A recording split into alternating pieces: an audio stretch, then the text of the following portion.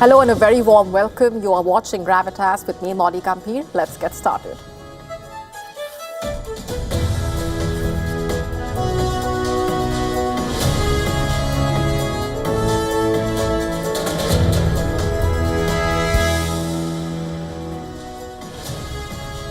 Our top focus tonight on Gravitas, we are getting you the complete lowdown of the key takeaways from the major electoral contest in India. It's been quite a historic day. The major political shifts, how things even reached this point, we are decoding the stories behind the numbers. We also put the spotlight on what's been called a major blockbuster debut by actor turned politician Vijay in the state of Tamil Nadu. We also tell you why Vijay's frequent co-star, actor Trisha Krishnan has found herself in the spotlight. What's the story there? All this and more coming up.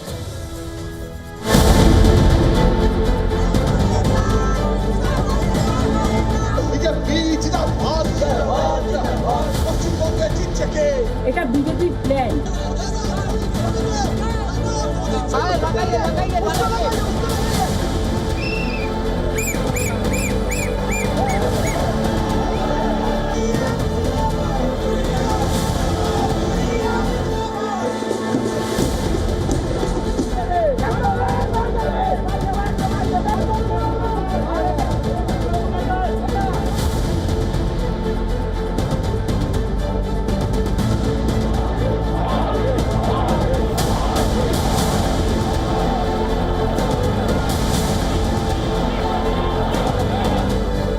Bengal की जीत के साथ गंगोत्री से लेकर गंगा सागर तक कमल ही कमल खिला हुआ है।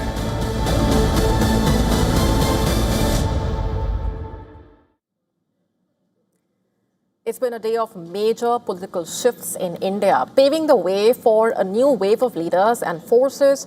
The results and the trends from the 4 states and 1 union territory, West Bengal, Tamil Nadu, Keralam, Assam, Puducherry, delivering a clear mandate that it is time for tumbling giants to see their way out, shattering decades of long-standing political myths at the same time. Let's just break down what the day has looked like. These key electoral battlegrounds have been witnessing political transformation from the fall of Mamata Banerjee's regime in West Bengal to the stunning rise of actor-turned-politician Vijay in Tamil Nadu, and also a dramatic shift in Keralam that could end the left regime of Pinarayi Vijayan. Let's just tell you more about West Bengal right now. Let's zoom in there where the biggest shock may be unfolding. The BJP, led by Prime Minister Modi, on course for that historic breakthrough there. The party has crossed the majority mark in a state that has long resisted it.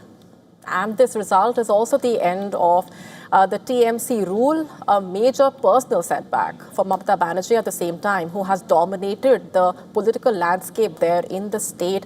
What also makes this shift significant is where it is happening. Post-poll data and the current trends pointing to a strong urban and suburban swing towards the BJP, particularly in and around Kolkata, where the party had traditionally struggled as well. Issues like governance, corruption, fatigue with welfare politics appear to have eroded the TMC's core support, particularly among the Maamati Manush class, a slogan, remember, that cemented Mamata's 15-year rule there, and her twin flower symbol. The TMC, remember, was built around Mamata Banerjee's welfare politics approach, her relentless street fighting instinct, which also ended the rule of the communist regime there. West Bengal has effectively been ruled by only 2 dominant parties over the past half century, and its politics has long been unforgiving.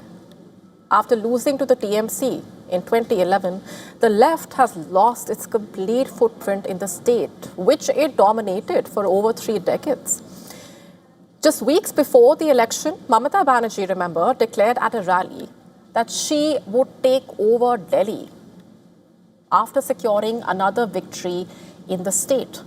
And she had promised to unite opposition parties and dismantle the BJP at the center. But now a lot has changed and that ambition has been shattered. And donning his traditional election attire, Prime Minister Modi arrived at the party's headquarters in New Delhi, where he received that rousing reception. Prime Minister Modi thanked the BJP cadre for the astounding victory. Take a look. Modi ji आगे बढ़ो, मोदी है तो, मोदी है तो, मोदी है तो, मोदी जी। गंगा जी बिहार से आगे बहते हुए गंगा सागर तक जाती है और आज बंगाल की जीत के साथ गंगोत्री से लेकर गंगा सागर तक कमल ही कमल खिला हुआ है. Let's now shift focus to Tamil Nadu, where another historic political storm is underway. Actor turned politician Vijay has emerged as the breakout figure, with his party TVK disrupting the state's decades-old dominance of Dravidian parties there. Very significant. And the current trends show that his party is emerging as the single largest, but just short of the majority mark of 118. And if he secures support from other regional players, he could form the next government in what will be a watershed moment, to say the least. And if that happens, then for the first time in 6 decades, a non-Dravidian party is set to rule Tamil Nadu. Vijay could also be the next chief minister.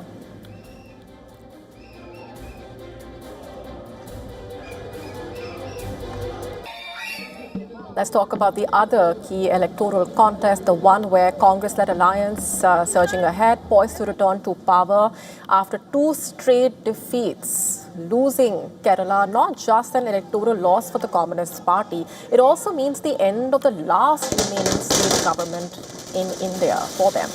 And they will be without a power base for the first time in 5 decades, essentially. The BJP making a symbolic entry in the state as it is on course to win 2 seats in the southern state. This is a small but a crucial breakthrough as well for the Lotus Party, where it had struggled previously. The Assam story also painting a different picture. Under the guidance of the Prime Minister and led by the state's Chief Minister, the BJP is set to return to power and reinforce its stronghold in the northeast. The BJP has combined its promise of double-engine center-state model, basically, with an extensive campaign against infiltration and identity politics. It appears to have paid off again, seemingly. And finally, in Puducherry, where the contest remains close, the NDA edging ahead, led locally by the AINRC. The alliance is on course for a majority, and the Chief Minister has already secured his seat, adding momentum to the NDA's performance. Interestingly, Vijay's party, TVK, has made its presence felt, winning a seat and leading in another in its electoral debut. So across these battlegrounds, a clear pattern emerging. Established powers like the TMC, the left, DMK, seem to be cracking, new political forces leading the winds of change.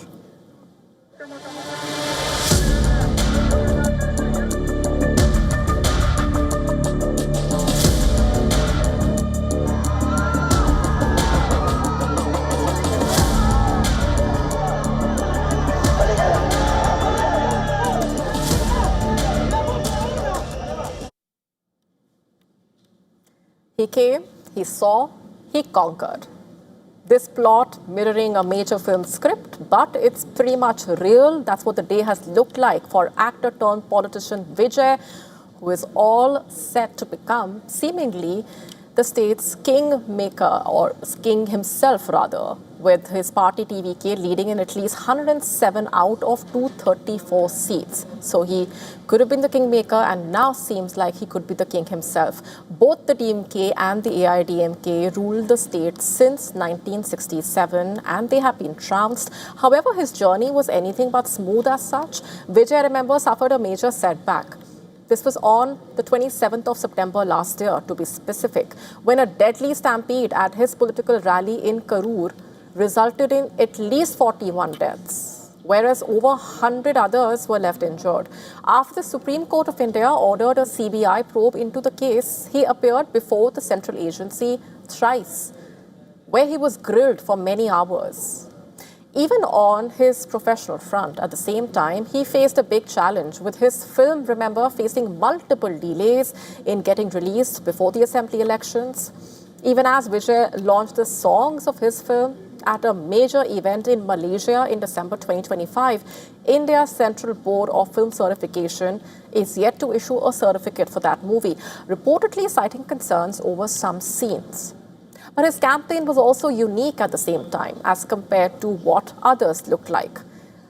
He adopted a distinct weekend-only campaign model to avoid disrupting livelihoods of his supporters, although the ruling DMK accused him of being a B team of the BJP. Vijay was very strategic in his messaging, and he made it amply clear that the DMK is his political enemy, while the BJP is his ideological foe. While the TVK has formed the government within a span of 2 years and 3 months since its formation, or seems to be on its way to form that government, this is not the first time when a party has won an election in its inaugural election. Take the case of AIDMK. Actor turned politician M.G. Ramachandran launched this party in 1972.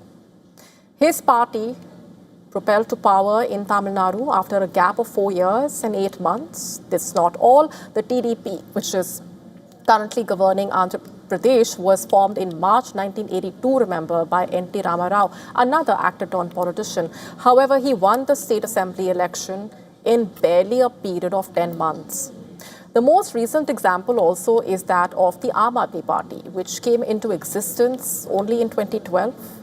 The Arvind Kejriwal-led party formed the government in Delhi after only 13 months after emerging as the single largest party.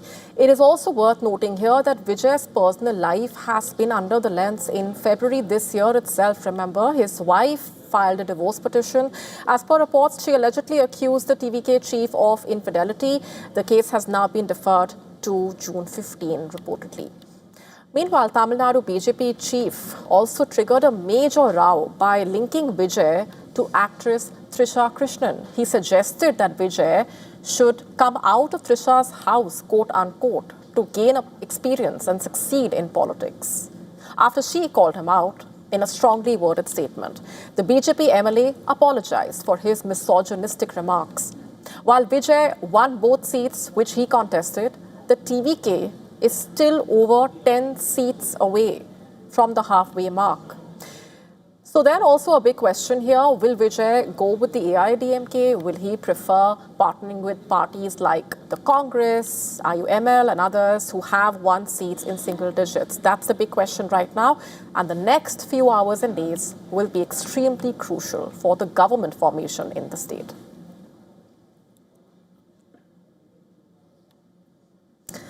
And speaking of Vijay, who has made that high-stakes electoral debut with his party, amid the massive political wave and the key takeaways there, his frequent co-star in movies, actor Trisha Krishnan, has found herself in the spotlight. From her symbolic support for Vijay to an old clip where she expressed her own political aspirations, Vijay's fans are noting it all. Take a look. The landscape of Tamil Nadu politics is experiencing a historic shift.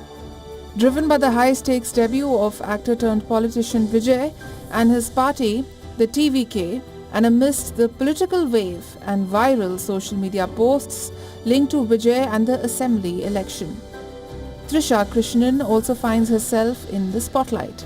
Trisha Krishnan and Vijay make for one of Kollywood's most popular on-screen pairings. The duo has starred in hits like Gilly, Tirupati, Athi and Leo. And over time, their public appearances have heightened the curiosity of fans, with speculation rife of a close personal bond existing between the two. The duo has maintained a stoic silence on their personal equation. And even though Krishnan hasn't officially campaigned for Vijay, fans have taken a keen interest in her symbolic support for the actor throughout the elections. Krishnan, who coincidentally celebrates her birthday on May 4th, was spotted visiting Venkateshwara temple in Tirumala earlier in the day. And a few hours later, as the Tamil Nadu election fever caught up and TVK gained unmatchable lead, Krishnan was spotted visiting Vijay's residence. His fans have also dug out an old video of Krishnan, wherein she talked about her own political aspirations in a 2004 interview with Sun TV. Krishnan, who was still in the early phase of her career, was asked about her future goals. And her answer caught everyone off guard. She said, and I quote, "I want to become the CM of Tamil Nadu. Honestly, wait and see. I'll achieve it in the next 10 years." Unquote. When asked what she would do as the chief minister, she laughed it off, saying, "First you vote for me, then I'll tell you." Born on May 4th, 1983, Krishnan remains one of the most prominent acting forces in South Indian cinema. With a career spanning over 2 decades and more than 75 films, she has delivered several major hits and won multiple awards along the way. She started out with beauty pageants, winning Miss Chennai in 1999 before transitioning into acting. She quickly became a force to be reckoned with across Tamil and Telugu cinema. Over the years, she also starred in Hindi and Malayalam language films. Krishnan continues to be at the top of her game and is reportedly among the highest paid female actors in the industry.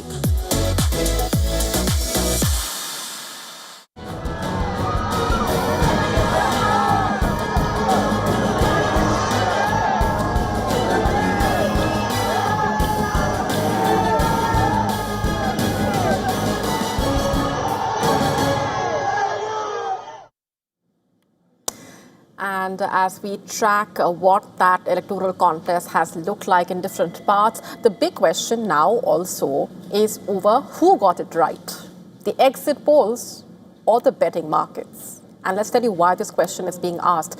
Exit polls across the 4 states offered conflicting projections, remember, and in some of the most watched contests.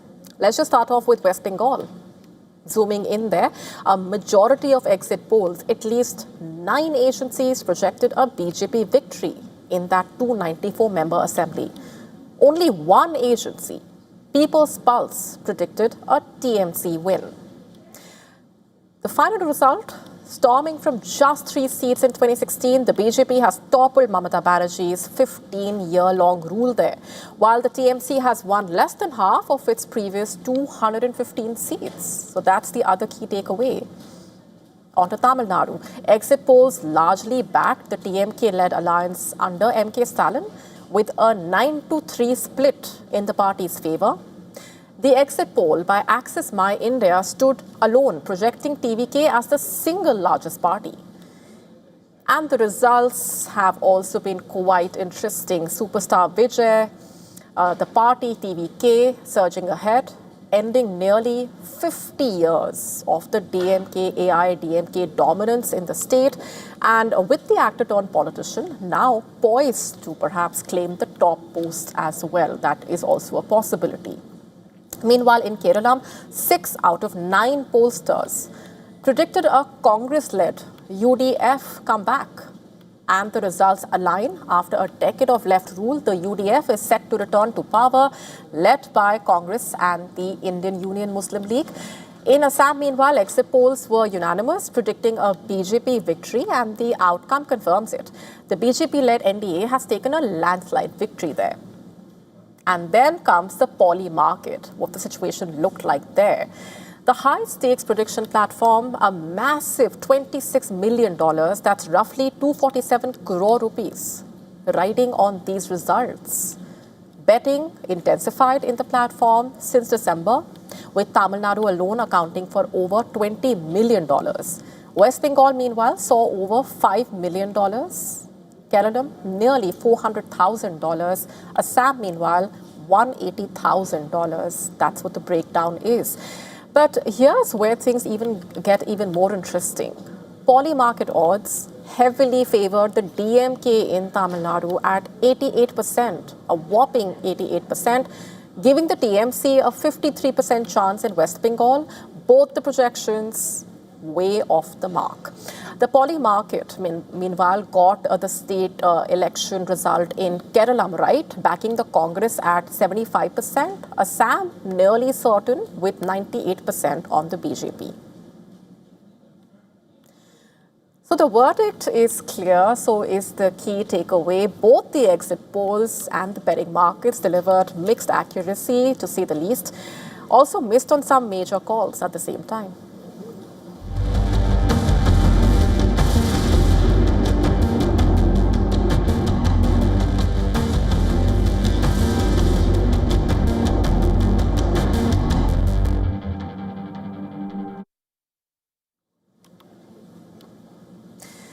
Let's now shift focus, even as the deadlock continues over the negotiations between Iran and the United States. Donald Trump launched what's being called Project Freedom to allow merchant vessels to freely transit through the Strait of Hormuz. Now, this assumes significance as nearly 2,000 vessels carrying up to 20,000 seafarers have been stranded in the Persian Gulf owing to the West Asia war, which has also inhibited safe passage through the Strait of Hormuz. Trump, remember, described the U.S. initiative as a humanitarian gesture to help countries who have been caught in the crossfire. At the same time, he also claimed that the U.S. is having very positive discussions with Iran, which could lead to something very positive. Reports suggesting that this initiative may not involve U.S. Navy ships escorting commercial ships. Instead, it may be limited to only providing them information on the best maritime lanes to be used. U.S. Navy ships will reportedly be in the vicinity in case they need to prevent Iranian military from attacking the ships moving through the strait. However, CENTCOM saying that this mission includes guided missile destroyers, over 100 land and sea aircraft, multi-domain unmanned platforms, and 15,000 service members. It also announced that 2 U.S.-flagged ships have successfully transited through this strategic waterway as part of this. In fact, IRGC, meanwhile, denying this claim. Tehran issuing a clear warning to the U.S. top Iranian military commander, meanwhile. Cautioned U.S. forces not to enter Hormuz, failing which the security of vessels in the area will be endangered. Iran has maintained that safe transit through this strategic waterway is possible only in coordination with its armed forces. Remember, listen in. Ships, their owners, and shipping companies know well that to ensure their security and safety, they need to coordinate with relevant bodies in the Islamic Republic of Iran. An Iran state media claiming that its 2 missiles hit a U.S. warship. After it ignored warnings, it added that this forced the warship to turn back and prevented its entry in Hormuz. Subsequently, oil prices rose over 3%, with Brent crude oil price crossing $111 per barrel. However, CENTCOM denied any of its ships being hit. Meanwhile, IRGC Navy published a map of the Strait of Hormuz to be followed by commercial vessels for safe passage. It warned that violating vessels will face serious risks and will be stopped with force. In yet another development, the UAE accusing Iran of firing drones at an oil tanker affiliated with its state oil company in Hormuz, according to its foreign ministry, targeting commercial shipping and using this trade as a tool of blackmail constitutes piracy by the IRGC. It also claimed to have intercepted 3 missiles from Iran and said that the 4th missile crashed in the sea. Additionally, the UAE reported a fire breaking out at its petroleum site in Fujairah, owing to an alleged drone attack by Iran. And with Iran remaining defiant, it remains to be seen whether the freedom of transit in Hormuz will be a reality anytime soon.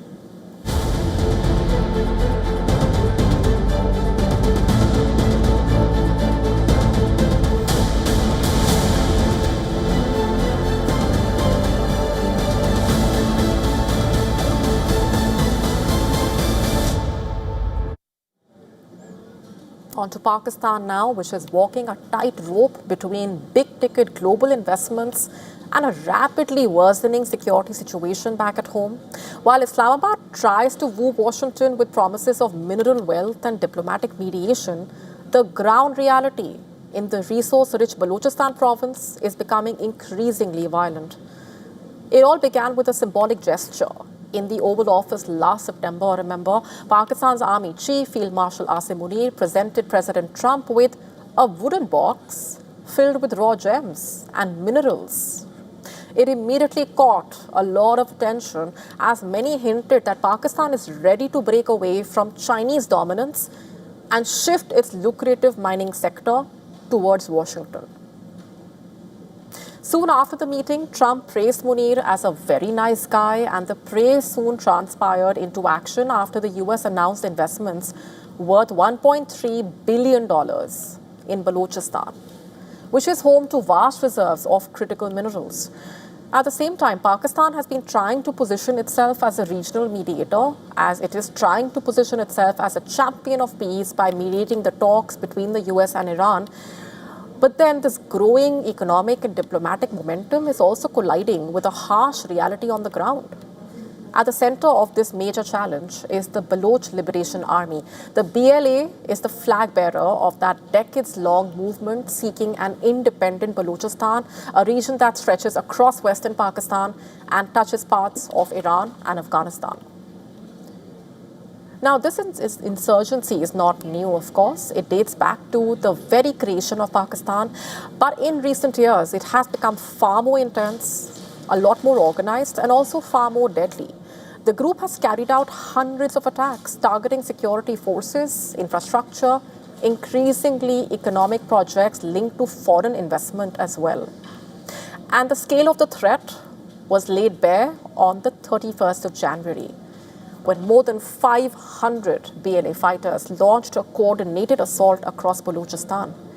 They struck at least 18 targets in 12 different areas in a highly synchronized operation that left at least 58 people dead, including 36 civilians and 22 security personnel. Pakistan's military said that it responded forcefully, killing over 200 militants and regaining control of the affected regions. That's what it said. But the BLA is not alone. Other groups like the Tehreek-e-Taliban Pakistan, also known as the Pakistani Taliban, have also expanded their presence in Balochistan. While these groups differ ideologically in a way, their methods are increasingly similar, including the use of suicide bombings and high-impact attacks. And this has made the insurgency not just a local issue, but a complex, multi-layered security crisis there. And there's another dimension adding to Pakistan's concerns. The ongoing conflict in West Asia could further destabilize the region. Pakistani officials fear that any power vacuum in eastern Iran could allow groups like the BLA to expand their operations, moving more freely across the porous borders. And this also directly threatens the very investments that Pakistan is seeking to attract. And that risk is already being felt by global companies. Barrick Mining Corporation, which owns a 50% stake in the massive project, has announced it will slow development until at least mid-2027, citing security concerns in Pakistan and the wider region, of course. And the uncertainty does not end there. The US Export-Import Bank, which backed the investment, and the State Department are yet to clarify regarding the future of their engagement. So that's another question mark.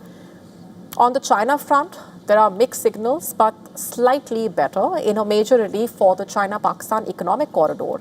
Chinese company Hangeng Group has reversed its decision to shut down factory operations in both Pakistan as well as China. It will now restart work at its Gwadar facility. So that's a major development. The company had earlier halted operations due to nearly 3 months of losses. It claimed that export approvals from China customs stayed blocked, and these endless delays made business impossible.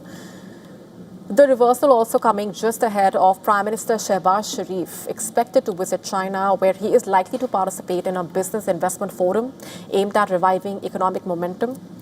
But the big question also is, can Pakistan balance these massive economic opportunities with the ground realities of the worsening security situation?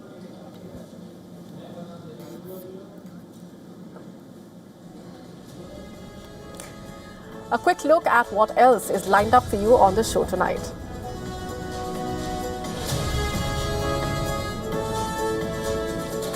A detailed report coming up on 3 persons dead reportedly because of an infection outbreak on a cruise ship in the Atlantic Ocean. We tell you about the implications.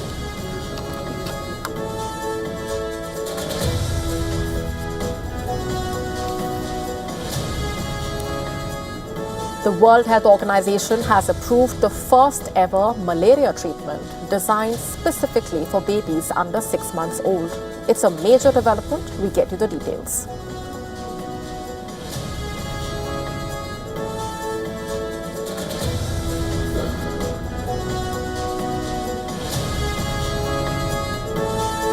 Astronomers have uncovered more than a dozen potential planets that don't orbit just one star but 2. You don't want to miss this story. All this and more coming up.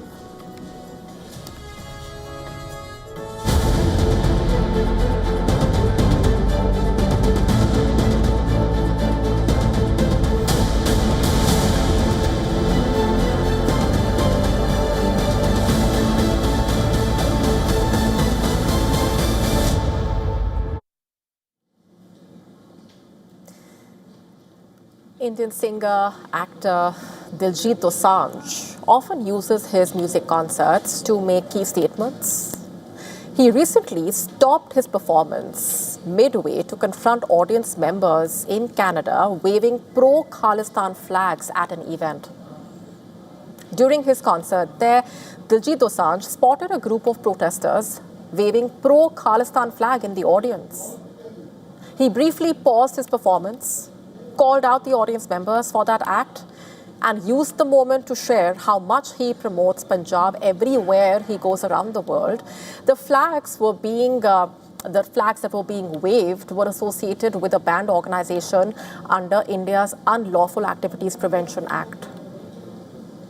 Dosanjh has previously faced backlash and threats from pro-Khalistan groups, including Sikhs for Justice, for touching actor Amitabh Bachchan's feet on Kaun Banega Crorepati, season 17, which aired in late 2025. The controversy led to threats against his 2025 Australia tour and protests at one of his concerts in Canada. However, his recent statement also coming at a time when there has been a significant shift in Canada. The Canadian Security Intelligence Service, also known as CSIS, has now officially identified Canada-based Khalistani extremists as a national security threat. In its 2025 public report, tabled in the Parliament recently, it mentions that, quoting, a small group of Canada-based Khalistani extremists continue to use Canadian soil to promote, fund, and plan acts of violence. Among other aspects, the report also talks about the Air India Flight 182 bombing, which remains one of the deadliest terror attacks.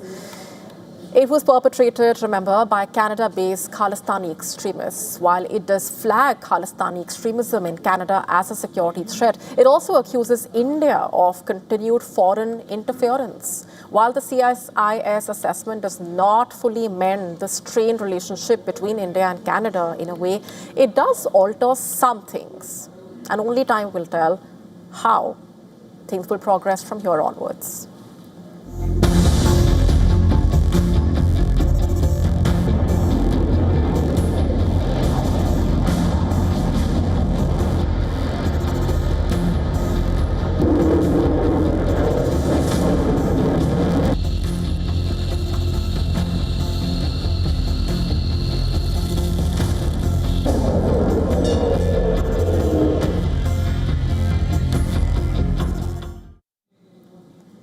The divide among America's closest allies over one of the world's most advanced fighter jets, the F-35, is only widening further, while Israel is expanding its F-35 fleet, planning to double it from 50 to 100 aircraft.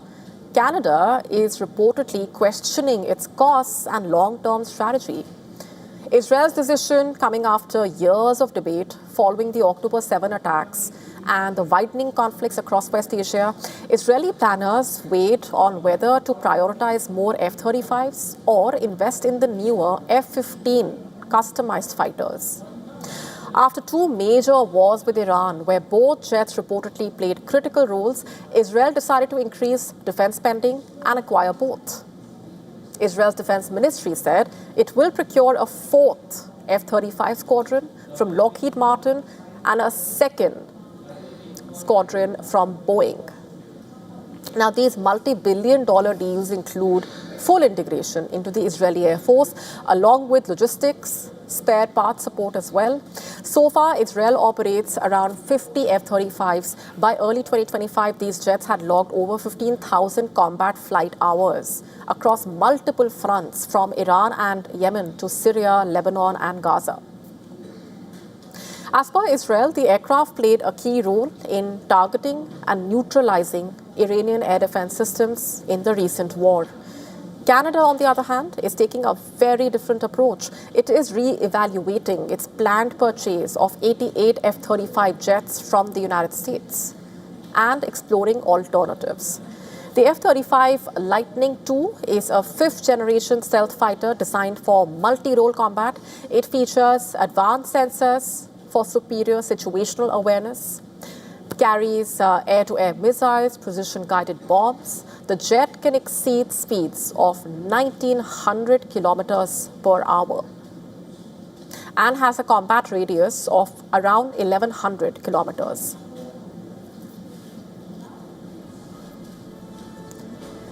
The F-35 is currently facing growing criticism over high costs and demanding maintenance. During the Iran war, remember, Tehran also claimed it shot down multiple F-35s, claims that were denied by the United States. Canada is now considering alternatives, including Sweden's jets, and as per reports, the firm is offering to build these aircraft in Canada with full technology transfer and complete sovereign control over upgrades and maintenance.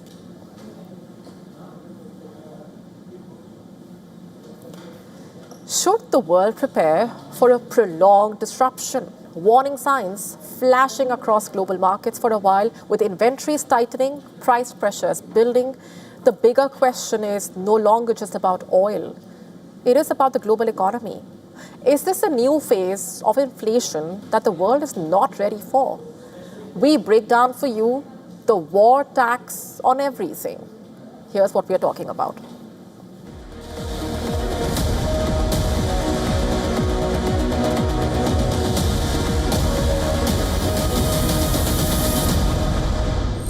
What we are witnessing is not a routine spike. It's a structural disruption. A key global oil route, the Strait of Hormuz, is now at the center of a major supply shock. Production losses in the Gulf have sharply reduced global availability, while shipments have slowed and inventories are rapidly thinning. The safety buffer that once stabilized oil markets is disappearing, and when energy supply tightens at this scale, the impact doesn't stay limited to oil. It spreads across the entire global economy. This is where the real impact begins and the war tax takes hold. Higher crude prices are already feeding into higher fuel costs, pushing up transportation, logistics, and aviation expenses worldwide. Supply chains still recovering from pandemic disruptions are once again under pressure. For consumers, this translates into rising food prices, higher cost of goods, and persistent inflation. Everywhere in the world, in Asia and Europe, even in the United States, which produces a lot of oil of its own, consumers will feel a massive impact. So to begin with, the peak of the crisis will probably be felt in jet fuel, meaning people will fly less. Everything we're getting at home, from potatoes to furniture, is being delivered by trucks, and there is a shortage of diesel, meaning everything will become more expensive to transport. For policymakers, the challenge intensifies. Central banks like the Federal Reserve and Reserve Bank of India now face a difficult trade-off. controlling inflation while trying to support growth. The longer this disruption lasts, the deeper the economic impact. Sustained high energy prices act like a tax on the global economy, slowing consumption, squeezing corporate margins, and delaying investments. Even if supply improves later, rebuilding depleted inventories will keep demand elevated and prices under pressure.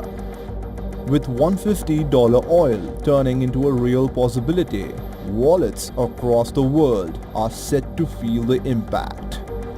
Business Bureau, WION, World is One.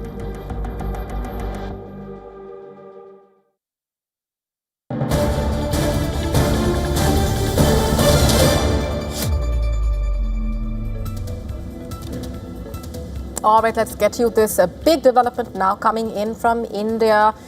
In West Bengal, what's coming out from that key electoral battleground right now? Suvendu Adhikari has emerged as a giant slayer. He has defeated Chief Minister Mamata Banerjee by a margin of over 15,000 votes in the Bhabripur seat. In fact, it's a double victory for Adhikari, remember, as he won the Nandigram seat as well.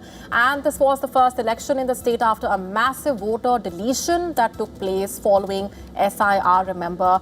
In the backdrop of all of that, now we have this key development coming in. Remember, the state of West Bengal has also been quite a historic political shift there today, with the BJP dethroning the TMC.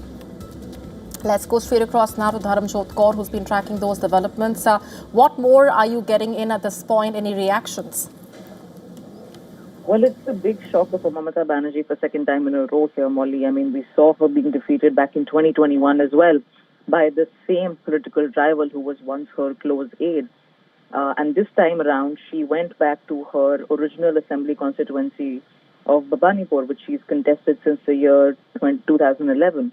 But the fact that she's lost the seat now, and with a decisive margin of over 15,000 votes, very interestingly, if you look at the others in the fray, the entire idea and the premise of other parties cutting into votes does not really hold true for Mamata Banerjee on her seat anymore, because others have registered a couple of thousand votes, 500 votes, 400 votes. None of them really add up to the cut of 15,000 that you're looking at. So there's definitely a wave of anti-incumbency which has affected the Chief Minister herself.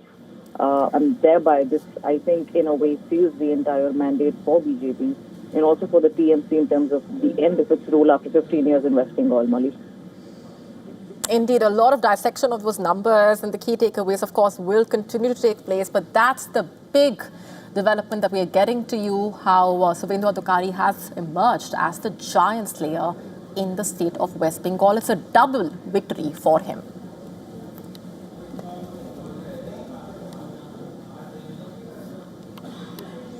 All right, moving on for now to the fears of a new public health crisis that have surfaced after 3 individuals died from an alleged outbreak of an infection on a cruise ship in the Atlantic Ocean. What's the story there? Our next report telling you. The Dutch-flagged cruise ship, the MV Hondius, left Argentina around 3 weeks ago. 149 passengers belonging to 23 nationalities were on board. The cruise was due to head for Spain's Canary Islands. However, tragedy struck as a 70-year-old male passenger fell ill and died on arrival in St. Helena Island, one of the stops during the journey. Subsequently, his wife, who was waiting to board a flight in South Africa to reach her home in the Netherlands, fell ill and passed away. A third passenger also died thereafter. 3 other people on the ship also fell sick, out of which 1 passenger has been admitted to an intensive care unit. According to the authorities, Hantavirus infection has been confirmed in this particular case. Testing is underway to determine whether the others have also been infected by Hantavirus. We're not just a story. We're not just headlines. We're people. People with families, with lives, with people waiting for us at home. There's a lot of uncertainty, and that's the hardest part. All we want right now is to feel safe, to have clarity, and to get home. Hantavirus owes its origin to the Hantan River in South Korea, where this virus was first detected. Its outbreaks have been reported in Europe and Asia since the 1930s. It is mainly transmitted to humans through the inhalation of airborne particles from dried rodent droppings. However, the outbreak has raised alarm bells as it can spread from person to person as well. Hantavirus also came into focus last year when actor Gene Hackman's wife, Betsy Arakawa, died from this infection in New Mexico. A week later, Hackman died at his home from heart disease. According to America's Centers for Disease Control and Prevention, hantavirus causes two serious syndromes. One is hantavirus pulmonary syndrome, a severe disease that affects the lungs. Patients experience symptoms like fatigue, fever, and headaches, which start appearing 1 to 8 weeks after contact with an infected rodent. 38% of the people who subsequently develop respiratory symptoms are likely to die from this disease. The other serious disease resulting from hantavirus is hemorrhagic fever with renal syndrome. In this case, symptoms such as nausea, blurred vision, internal bleeding, and acute kidney failure appear 1 to 2 weeks after getting infected. 5 to 15% of these cases prove to be fatal. More importantly, there is no specific treatment for the hantavirus infection. The focus is on early detection, the treatment of symptoms, rest, and hydration. At present, the cruise ship MV Hondius is anchored off Cape Verde, an island nation in Western Africa. Local authorities have not allowed any passenger to disembark. According to the owner of the ship, isolation measures and hygiene protocols are being observed on board. Meanwhile, South Africa is also conducting contact tracing to identify if other people were exposed to the infected passengers. Bureau Report, WION, World is One. Astronomers have uncovered more than a dozen potential planets that don't orbit just one star, but two. A discovery that sounds more like science fiction or science fantasy film scripts. Our next report telling you all about this.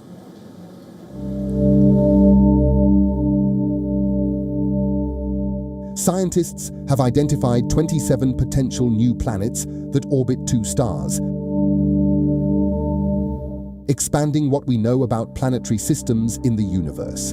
Until now, astronomers had identified 18 such planets, compared to more than 6,000 planets orbiting single stars like our Sun. According to the research published in the Royal Astronomical Society, these newly identified planets lie between 650 and 18,000 light-years away. Their discovery comes as researchers look beyond traditional methods that rely on spotting a planet passing in front of a star.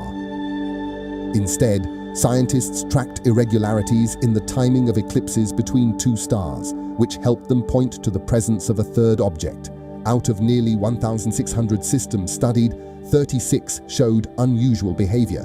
Researchers say 27 of those likely contain planet-sized bodies, ranging from Neptune-like worlds to massive giants up to 10 times heavier than Jupiter.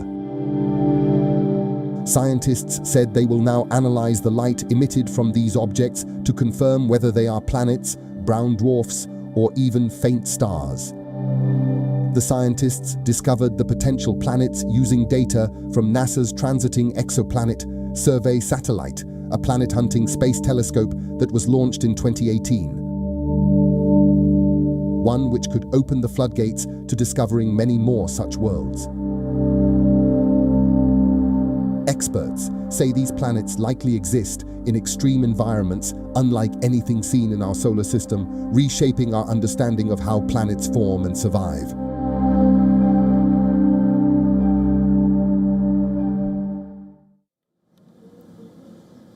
A landmark moment in global health, offering new hope in the fight against one of the world's deadliest diseases. As the World Health Organization has approved the first ever malaria treatment designed specifically for babies under 6 months old. The drug is expected to be a game changer, a major breakthrough, particularly in parts of Africa, where the disease continues to claim hundreds of thousands of young lives each year.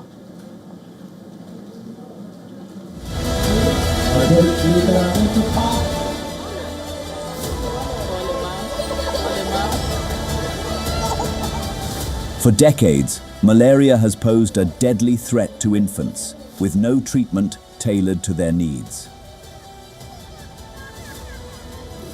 Globally, the disease claimed around 610,000 lives in 2024, most of them children under 5 in Africa.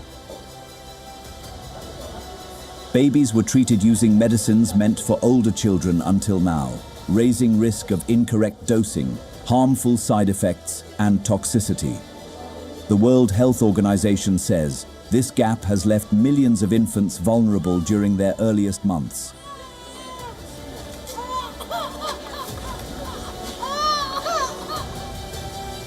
But the newly approved Kortum baby drug aims to change that. The treatment can be given to babies weighing as little as 2 kilograms. The medicine comes as sweet cherry-flavored tablets that dissolve easily in liquids including breast milk, making it easier for caregivers to administer safely. WHO chief calls this a turning point. He says new treatments, vaccines, and mosquito control tools are helping shift the fight against malaria after centuries of devastation. The drug has already been introduced in Ghana, where infants are beginning to benefit. A 12-week-old baby was one of the first patients, recovered after being diagnosed with malaria, offering hope to families across affected regions.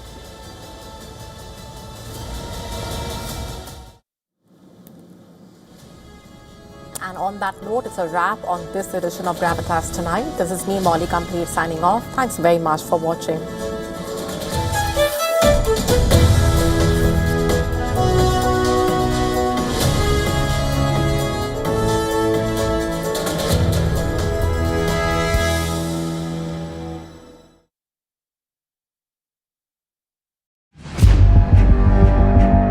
Where darkness hides behind every corner. Where the truth is stranger than fiction.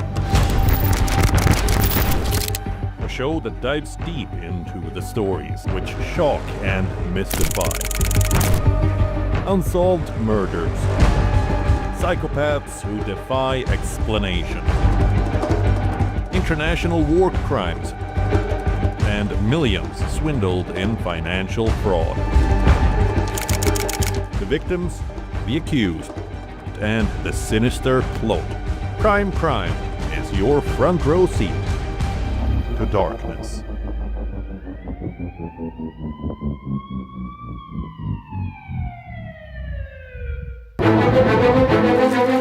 In-depth coverage of global issues broken down into facts, figures, and simple words. Backed with analysis from field experts who truly matter, because we believe in decoding the real picture for you. So you get a much wider and deeper understanding of stories from around the world, a 360-degree analysis. An award-winning documentary series, week after week creating the maximum impact. Watch WION Wide Angle at these times on WION World is One. India's global voice, the channel that brings you the biggest stories from across the world through India's lens. Now available in more than 190 countries worldwide. Because we believe that the world is one. Watch us in Africa, Europe, USA and Canada, South America, Asia Pacific, Middle East and North African regions. Also available on these digital platforms across the world. WION. World is One. In-depth coverage of global issues broken down into facts, figures, and simple words. Backed with analysis from field experts who truly matter, because we believe in decoding the real picture for you. So you get a much wider and deeper understanding of stories from around the world, a 360-degree analysis. an award-winning documentary series, week after week creating the maximum impact. Watch WION Wide Angle at these times on WION. World is One. In this rapidly changing world, is your health keeping pace? Best practices and breakthroughs busting the hype with real insights. The timeless power of yoga and ancient healing. Good food, good mood. Small steps, big impact. Your health matters.